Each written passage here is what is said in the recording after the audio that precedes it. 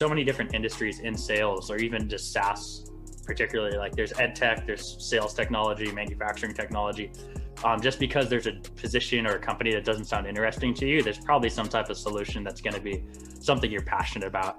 Same if you're not performing in a role, like maybe you're amazing at selling to salespeople, but you don't know how to talk to engineers.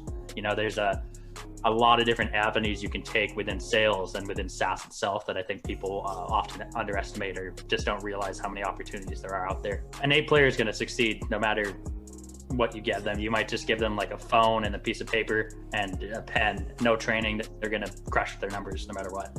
But the B or C player is someone who's maybe new to sales, fresh out of college, switching industries, someone that needs a little bit more hand-holding, but is every bit as capable as that A player.